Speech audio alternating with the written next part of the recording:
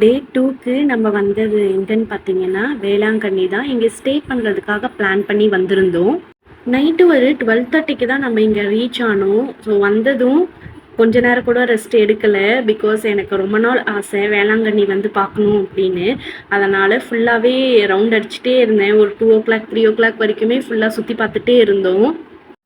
இந்த டைம்ல சிண்டு என்ன பண்றான்னு தானே யோசிக்கிறீங்க. அவ தூங்கிட்டா. கையில தூக்கிக்கிட்டே தான் எங்க பார்த்தாலும் நாங்க சுத்திட்டு இருந்தோம்.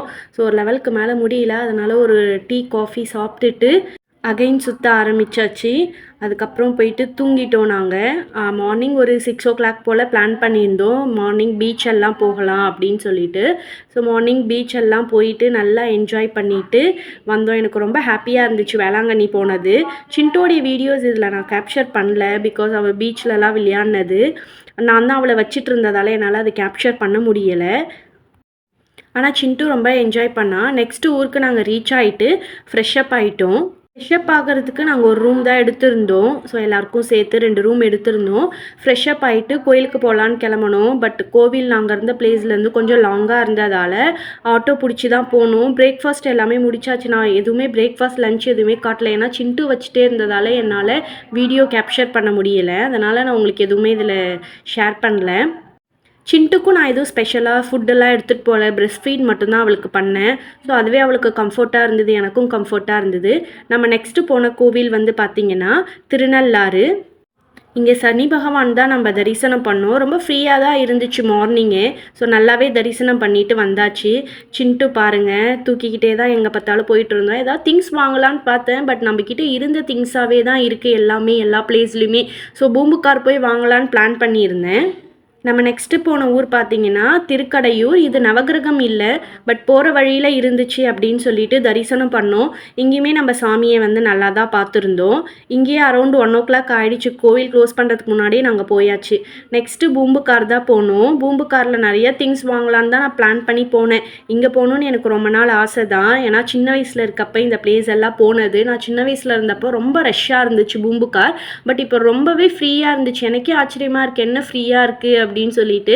பட் சிண்டுக்கு வந்து நல்ல ஸ்பேஸ் இருந்தது. அவன் நல்லா என்ஜாய் பண்ணுறதுக்கு. இங்கேயுமே சிண்டு நல்லா குளிச்சா பீச்லலாம் இறங்கி நல்லா ஜாலியாக என்ஜாய் பண்ணான். ஆனால் அதுவும் நான் கேப்சர் பண்ணலை. ஏன்னா அப்பயும் நான் தான் சிண்டு வச்சுட்டு இருந்தேன். சிண்டு யார்கிட்டையுமே போகலை.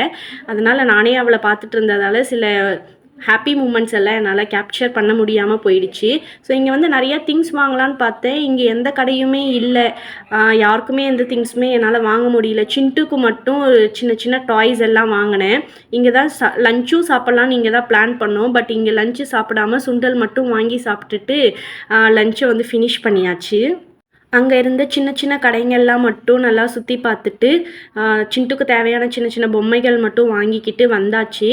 நவகிரகங்களில் நம்ம 7ஆவதாக போன கோவில் வந்து பார்த்திங்கன்னா திருவேற்காடு. இங்கே புதன் சாமி தான் நம்ம தரிசனம் பண்ணோம்.